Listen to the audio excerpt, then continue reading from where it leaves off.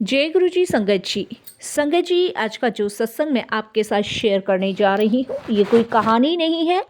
ये एक इंसान के जीवन की सच्चाई है, जिसे सुनने के बाद आपको लगेगा कि ये तो हमारे जीवन से मैच करता हुआ सत्संग है। इस इंसान के घर में कभी पैसे की खुशबू तक नहीं आती थी। ऐसा लगता था जैसे रुपया आता है और रास्ता भूल जाता है। इनको रात को नींद नहीं आती थी, दिन में चैन नहीं, हर समय दिमाग में सिर्फ एक ही सवाल, अब क्या होगा। संगत जी, गरीबी सिर्फ जेब नहीं तोड़ती, वो इंसान की हिम्मत, आत्मसम्मान और रिश्ते सब तोड़ देती है। तो आज का सत्संग बहुत ही प्यारा है, ब्लेसिंगफुल है। संगत जी, आज का जो सत्संग हम आपके साथ लेकर आए हैं वो संगीता आंटी का सत्संग है। ये बहुत प्यारा और ब्लेसिंगफुल सत्संग है। मेरी विनती है आप सभी गुरु परिवार से कि सत्संग को अंत तक सुनिए, ध्यान से सुनिए, पूरा सुनिए। क्योंकि संगत जी, सत्संग का मतलब होता है सत्य का संग। और सत्संग की प्राप्ति जब ही होती है जब गुरु कृपा होती है। तो हम सभी बड़े भाग्यशाली हैं कि हम पे गुरु कृपा हुई। इसके अलावा अगर आप भी अपने सत्संग अनुभव शेयर करना चाहते हैं तो हिंदी में साफ राइटिंग में आप अपना सत्संग लिखकर हमारी जीमेल आईडी पर सेंड कर सकते हैं, ताकि आपके द्वारा सुनाए गए सत्संग से जो भी गुरुजी महाराज की नई जुड़ने वाली संगत होगी, उन्हें गुरुजी के कल्याण, महिमा, अनुभव के बारे में ज़्यादा से ज़्यादा पता होगा। सत्संग आपको पसंद आए तो आप इसको लाइक कीजिए, चैनल को सब्सक्राइब कीजिए, वीडियो को ज़्यादा से ज़्यादा संगत में शेयर ज़रूर कर दीजिएगा और बेल आइकन दबाना बिल्कुल भी नहीं भूलिएगा। जब भी कोई लेटेस्ट सत्संग आएगा उसका नोटिफिकेशन आपके पास आएगा।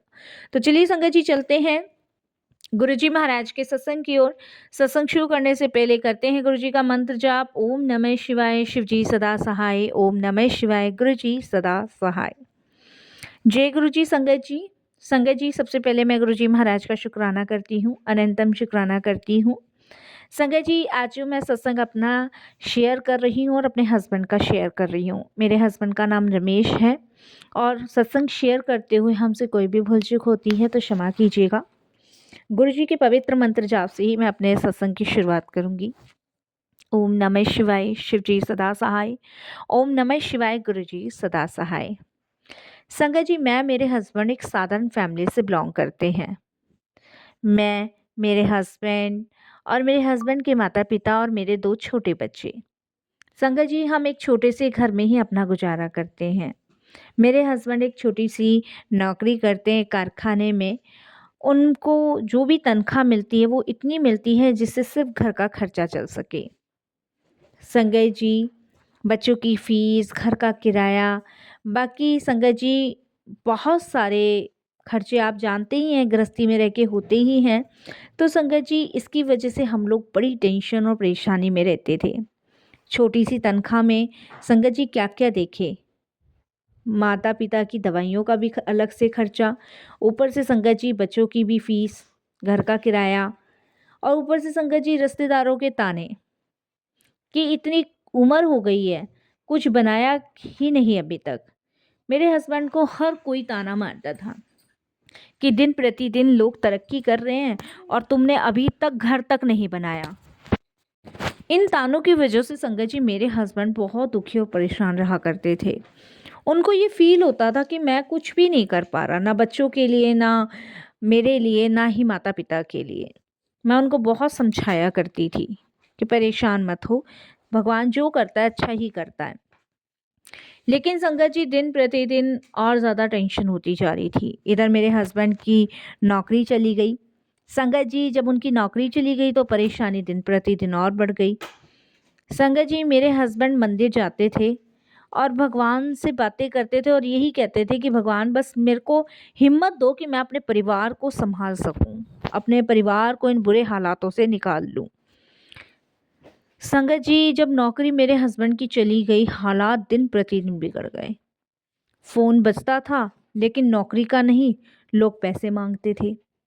संगत जी, घर के मालिक को किराया चाहिए, स्कूल वालों को फ़ीस चाहिए, मम्मी पापा की दवाई का खर्चा।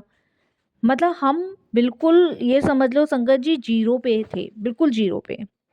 रिश्तेदारों से मदद मांगो तो कोई मदद करने को तैयार नहीं।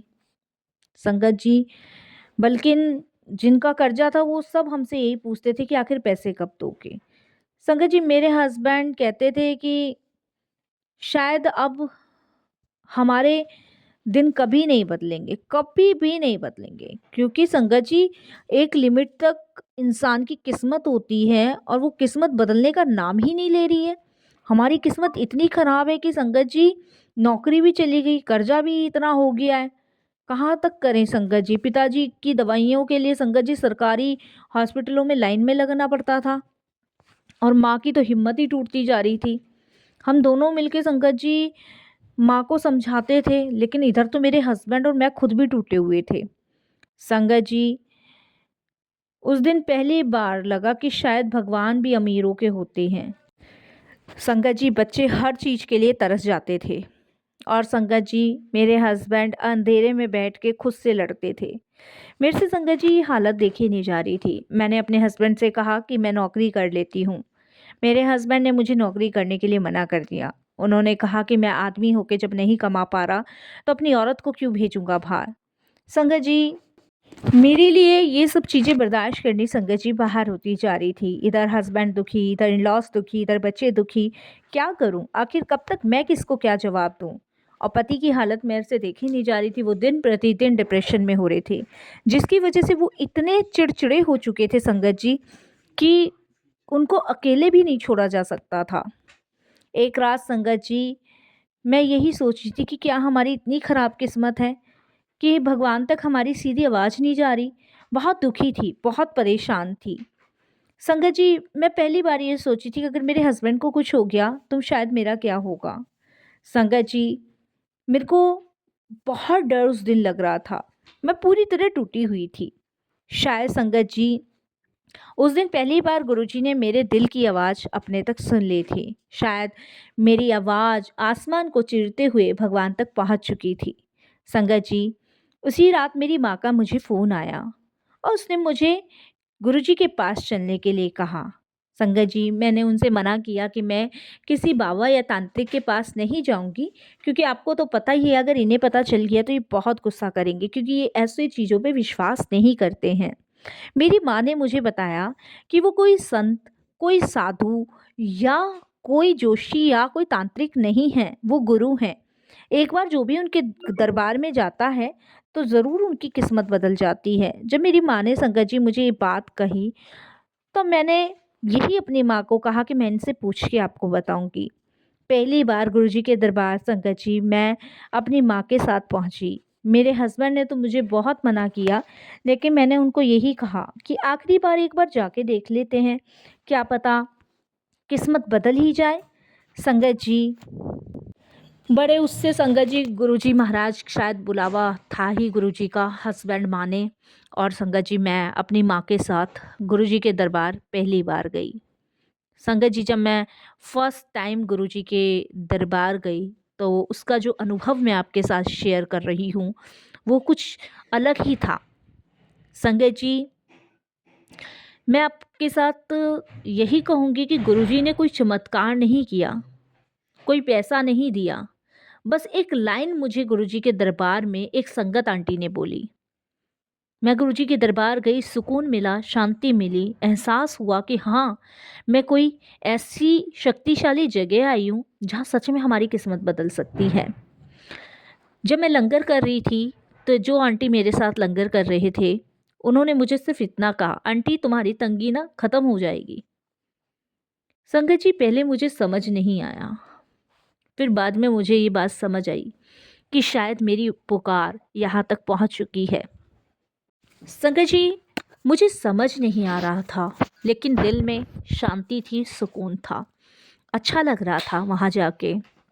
मेरी माँ ने भी मुझसे पूछा, मैंने उनको यही कहा कि यहाँ आके मुझे बड़ी शांति सी और सुकून सा महसूस हो रहा है, लग रहा है कि शायद यहाँ से हमारी किस्मत बदल जाए। संगत जी मैं गुरु जी के सत्संग सुनने लगी। सत्संग में मुझे मैसेज मिलते थे, काम छोटा मत समझ, ईमान मत छोड़, और रोज़ एक दिया मेरे स्वरूप के आगे जला, मैं खुद संभाल लूँगा। आप विश्वास नहीं मानोगे संगत जी, मैंने डेली गुरुजी के स्वरूप के आगे एक दिया जलाना शुरू किया और अपने हस्बैंड को समझाना शुरू किया। जो मेरे दिनचर्या के काम थे उसे मैंने बड़ी खुशी से करना शुरू किया, चाहे आधी रोटी खाई चाहे एक रोटी, बड़ी खुशी से अपने बच्चों को, अपने परिवार को खिलाई। संगत जी, गुरुजी के पास दिया जलाने के बाद एक छोटी सी नौकरी मेरे हस्बैंड को मिली। ये दूसरा मौका गुरुजी ने दिलवाया।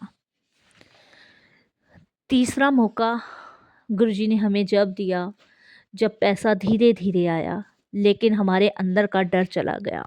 मैं ये नहीं कहूँगी संगत जी कि सारी चीज़ हमारे जीवन में सामान्य हो गई थी, सारी चीज़ें हम एक स्तर पे करने लगे थे, लेकिन धीरे धीरे हमारी आर्थिक तंगी, आर्थिक परेशानियां ख़त्म होनी शुरू हो गई थी। मेरे हस्बैंड आज करोड़पति तो नहीं हैं, लेकिन आज हम अपने घर के अंदर चैन से रोटी खाते हैं, आत्मसम्मान से जीते हैं। मैंने आपको बताया ना संगत जी, गुरुजी ने हमें पैसा तो नहीं दिया, लेकिन गुरुजी ने हमें खड़ा होना सिखाया। अगर शायद गुरुजी हमें पैसा दे देते, लेकिन उस पैसे को लेने के बाद हम कभी खड़े नहीं हो पाते। गुरुजी हमारे लिए वही करते हैं जो हमारे लिए बेस्ट होता है। संगत जी, ऐसा नहीं है जीवन में तंगी आती नहीं है, जीवन में तंगी आती है, आर्थिक तंगी आती है, परेशानी होती है, लेकिन गुरुजी महाराज हमें खड़ा करना सिखा दिया है और खड़ा करना बताते रहते हैं। सत्संग के माध्यम से बहुत सारे सवालों के जवाब मुझे निरंतर मिलते रहते हैं। मैं, मेरे हस्बैंड, अब दोनों ही गुरुजी को बहुत मानते हैं। मेरे फादर इन लॉ की भी तबीयत बहुत ठीक हो गई है, उनको भी हमने गुरुजी का प्रसाद लंगर करवाया है। ये ज़िंदगी के वो बदलाव हैं जो शायद कभी ना होते, लेकिन गुरुजी के आने से जीवन में हुए। हम अपनी किस्मत को सोच सोच के रोते थे। मेरे हस्बैंड तो इस कदर डिप्रेशन में हो चुके थे कि मानो अगर नौकरी नहीं मिली तो शायद वो रहें भी ना रहें, क्योंकि काम करता हुआ आदमी एकदम से खाली हो जाए और उसके सामने उसके बच्चों की फ़ीस ना भरी जाए, कर्जा मांगने वाले कर्जा के लिए फ़ोन करे, तो वो टूटेगा, बिखरेगा। और संगत जी, उसके साथ ही सारा परिवार भी, क्योंकि एक मुखिया से ही पूरा परिवार जुड़ा होता है। उसकी नींव उस मुखिया के द्वारा ही गढ़ी हुई होती है। लेकिन गुरुजी ने सब कुछ संभाला और हमें हिम्मत भी दी, हौसला भी दिया, विश्वास भी दिलवाया। संगत जी, गुरुजी ने आर्थिक तंगी, पैसों की तंगी, मानसिक तंगी, डिप्रेशन सब कुछ ख़त्म कर दिया। पिताजी की बीमारी भी ख़त्म करी। ये उनकी कृपा नहीं तो और क्या है। संगत जी, आज के इस कलयुगी दौर में हर इंसान परेशान है, हर इंसान दुखी है, हर इंसान के पास कोई ना कोई समस्या है। हर इंसान आज अपनी आर्थिक, मानसिक बीमारी सबसे जूझ रहा है। हम भाग्यशाली हैं कि समय रहते गुरुजी ने हमें संभाल लिया। आज बच्चों की फ़ीस भी टाइम पे जा रही है, घर का किराया भी जा रहा है, और हस्बैंड जहाँ काम करते हैं वहाँ पे संगत जी उन्हें पक्कों में भी कर दिया है। जब उनकी नौकरी लगी थी तो वो कच्चों में थे, गुरुजी की कृपा से अब वो पक्कों में हैं। नौकरी जाने का भी डर नहीं है। तो ये किसकी कृपा है? ये गुरुजी की कृपा है। संगत जी, हमारी सेवा यहीं ख़त्म नहीं होती। गुरुजी से जुड़ने के बाद हमें और लोगों को भी गुरुजी से जोड़ना है और लोगों को भी गुरुजी के बारे में बताना है। उसका कारण संगत जी ये है कि जैसे गुरुजी ने हमारा कल्याण किया, वैसे और भी संगत का कल्याण करे गुरुजी। हर इंसान के कष्ट को हरे गुरुजी। मैं तो संगत जी निरंतर ये सेवा करती ही रहती हूँ। बहुत सारे ऐसे लोग हैं जो बहुत दुखी हैं, परेशान हैं, मैं उनको एक ही रास्ता दिखाती हूँ, सीधे गुरुजी का दरबार। दुख दुख नहीं रहेंगे, कष्ट कष्ट नहीं रहेंगे, परेशानी कब पलक झपकाते ही गायब हो जाएगी पता ही नहीं लगेगा। हमारे गुरुजी बहुत भोले भाले हैं। वो अपनी संगतों को वही चीज़ ब्लेस करते हैं जो उनके हित में होती है, जो उनके भले के लिए होती है। आज हम दुखी हैं, परेशान हैं, लेकिन सही समय आने पर गुरुजी हमें ये सिखा देते हैं कि दुख बहुत छोटे हैं और उनकी कृपा बहुत बड़ी है। इसके लिए हमें अपना 100% उनको देना है। संगत जी, मेरे जीवन के जो कष्ट थे, मेरे जीवन की जो परेशानियां थी, वो गुरुजी ने पल भर में दूर करी। मैं ये नहीं कहूँगी कि एकदम ही गुरुजी ने जादू की छड़ी घुमा दी। समय रहते हुए उन्होंने वो सारी चीज़ों को धीरे धीरे काटा, जिसकी मैंने कभी उम्मीद नहीं की थी। गुरुजी ने घर में सबसे पहले हंसी खुशी वापस ला के दी, शांति सुकून ला के दिया, और सबसे बड़ी जो चीज़ थी वो गुरुजी ने ब्लेस करी। जब गुरुजी हमारे घर में साक्षात पधारे, मैंने सोचा भी नहीं था कि कभी मुझे गुरुजी का स्वरूप भी मिलेगा। एक दिन मम्मी का आना हुआ और उन्होंने मुझे कहा कि आज तेरे घर गुरुजी आए हैं, तू जल्दी से कड़ा प्रसाद बना। संगत जी, आप बिलीव नहीं करोगे, उस दिन का दिन मेरे लिए सबसे बड़ा ब्लेसिंग्स का दिन रहा कि मेरे गुरुजी महाराज आए हैं। उस दिन मैंने कड़ा प्रसाद का भोग बनाया। आप बिलीव नहीं करोगे संगत जी, उस दिन मेरे घर में एक ऐसी खुशबू थी जो हमने कभी नहीं महसूस की थी। उस दिन हमारा घर पूरा गुलाबों की फ्रेगरेंस से भर गया था। हमें ये महसूस हो रहा था कि गुरुजी साक्षात हमारे घर में हैं। गुरुजी ने उस कड़े प्रसाद का भोग भी लगाया। संगत जी, उस दिन मैं मेरे हस्बैंड बहुत रोए, क्योंकि संगत जी, हम जैसे गरीब लोगों की भी पुकार गुरुजी ने सुनी। हमें सत्संग के माध्यम से पता चला कि हम गलत सोचते थे कि भगवान पैसे वालों के नहीं, सबके हैं। संगत जी, गुरुजी के लिए कोई अमीर गरीब नहीं, उनके लिए सब एक समान हैं। बस हमें उनका शुक्राना करना है, दिल से शुक्राना करना है, उन पे विश्वास करना है और अपना 100% उन्हें समर्पण करना है। फिर देखिएगा, कोई दुख नहीं, सारे दुख कब सुख में बदलने शुरू हो जाएंगे, आपको पता भी नहीं चलेगा। मैं अपने सत्संग को यहीं विराम करती हूँ और यही कहना चाहती हूँ, अगर आपकी ज़िंदगी में भी कोई दुख है, परेशानी है, तो आप डरे ना। बस एक ही दरबार पकड़ें, गुरुजी का दरबार, और गुरुजी के स्वरूप के सामने यही कहें, अब आप जानो, सब आप पे छोड़ा। मैं यहीं वाणी को विराम देती हूँ। ओम नमः शिवाय। शिवजी सदा सहाय। ओम नमः शिवाय। गुरुजी सदा सहाय।